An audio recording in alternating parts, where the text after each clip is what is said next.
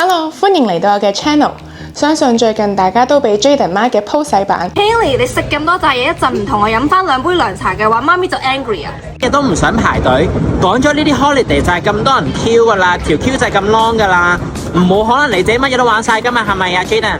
連餐廳、商鋪都會用到 Jaden 媽嘅講嘢方式去賣廣告。不過我發現有啲位可能大家有少少誤會，究竟中英夾雜係咪唔一定係好嘅呢？語言學上嘅 code mixing 同埋大家所講嘅 Jaden 媽，其實係咪同一樣嘢嚟嘅呢？今日我想用言語治療師嘅角度同大家慢慢講清楚。我依家喺澳洲做緊言語治療師，其實每一日都接觸好多雙語甚至乎三語嘅小朋友。我最大嘅觀察係，其實小朋友學嘢比你想象中真係快好多。我有一個 client， 佢一開始係 non-verbal 嘅。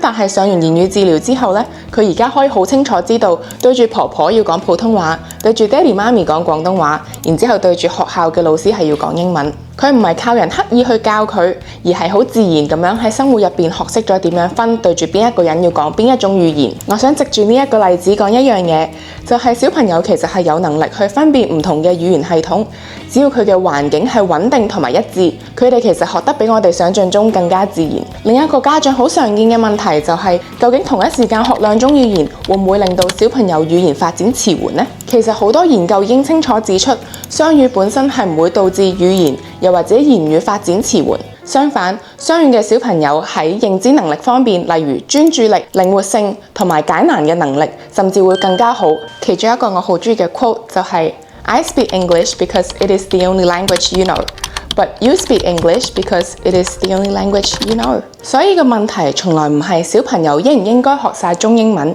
而係你點樣提供呢一個語言嘅輸入。雙語嘅學習一般可以分成2種，一種係 simultaneous bilingual， 即係由細細個開始已經同一時間接觸2個語言；第二種就係 sequential bilingual， 即係佢先學好一種語言，然之後再學第2種。其實呢2個方法都冇話邊一個好啲，最緊要嘅係小朋友接收到嘅 input 係咪足夠，同埋係咪高質素。作為言語治療師，我哋最擔心嘅從來都唔係你有冇中英夾雜，而係小朋友接收到嘅語言係咪清晰同埋有結構。因為喺小朋友學語言嘅時候，佢哋唔係單單去學一個單字，而係學緊建立唔同嘅語法同埋句子嘅結構。如果佢嘅輸入係太碎片化，佢可能就係會記到一啲單詞，但係佢唔會識得點樣去組織一個完整嘅句子。講到中英夾雜，其實語言學上有個 term 叫做 code mixing， 喺香港我哋好多時候用到嘅 terms， 例如食 lunch、做 gym、傾 project，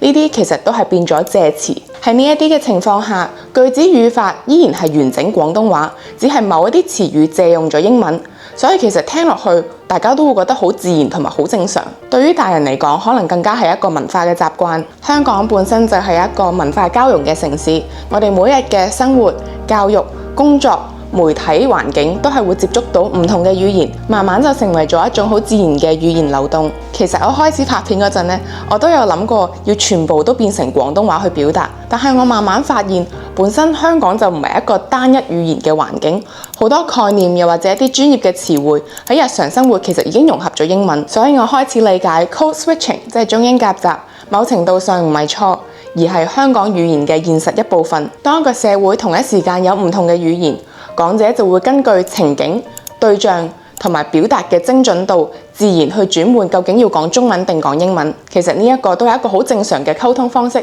而唔係混淆咗。而講到呢度，我好想補充一個好重要嘅背景，就係香港真係一個好特別、文化好豐富嘅城市。我哋成長喺一個雙語甚至乎三語嘅環境下，廣東話、英文、普通話都會同時間出現喺工作、學校，所以對於好多香港人嚟講，code switching 根本唔係一個刻意嘅行為，而係一種好自然構成咗嘅溝通方式。有時候一個概念用英文講會準啲，有時候某一個詞已經習慣咗用英文講會順啲，而有時候一啲專業嘅用詞反而英文會表達得更加清晰。所以香港人嘅語言使用真係一個好流動、好靈活嘅表達方法。某程度上 code switching 反映咗我哋文化嘅身份，我哋唔單止係一個語言嘅使用者，而係可以用多種語言而好自然咁樣轉換嘅人。而喺成年人日常嘅溝通入邊，呢一種語言現象其實係好正常，甚至可以話係一個優勢。但係點解 Jaden 媽咁樣講嘢會令大家覺得咁唔自然呢？其實個問題唔係喺中英夾雜入邊，而係佢混淆咗語法系統。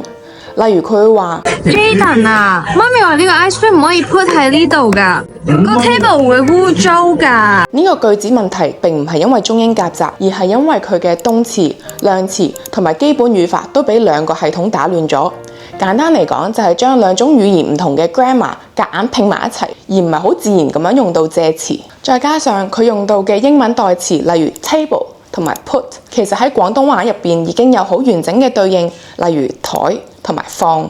根本冇一個詞彙嘅缺口。當一啲基本嘅詞彙你都用英文去代替嘅話，小朋友就好難去建立一個穩定嘅母語基礎。對大人嚟講，我哋就梗係聽得明啦。但係如果對小朋友嚟講，情況就好唔同啦。如果佢哋長時間都係接受呢一啲中英夾雜，然之後又冇規律嘅語言輸入，佢哋會覺得好難去建立一個清晰嘅語法系統，只係學到一啲好零碎嘅詞彙，而唔係一個完整嘅句子結構。當小朋友需要好正式去表達，例如面試又或者寫作嘅時候，佢就會覺得好困難啦。如果你真係想小朋友學好兩種語言，其實可以用一啲比較清晰嘅方式，例如一人講一個語言，例如爸爸講中文，媽媽講英文，又或者用唔同嘅場景去區分，例如屋企講中文，返學校同老師講英文。最後，我想大家諗一個好現實嘅問題，作為父母，你一生究竟有幾多嘢係可以同小朋友分享呢？可能未必係100%，可能最多係60%。但係如果你強迫自己用一個唔係母語，又或者唔係好流利嘅英文去同小朋友溝通，你表達到嘅會係更少，可能跌到得返40%。你會講唔到你自己嘅情緒、價值觀、你人生入邊嘅經歷。其實呢樣嘢真係好可惜。所以我一直都會建議家長用一個最流利、最自然嘅語言去同小朋友溝通，因為咁樣先至係最有質素嘅語言輸入。總括嚟講，雙語本身係冇問題，正常嘅 code mixing 亦都冇問題。最重要嘅係你對小朋友嘅語音輸入係咪清晰、有系統同埋有質素。當小朋友打好基礎之後，佢哋就可以好自然咁樣靈活運用唔同嘅語言。如果你對小朋友嘅語言發展有興趣，又或者你有其他問題，都可以留下留 comment 話我聽。記得 like、comment、subscribe 同 share 出去。我哋下條片再見，拜拜。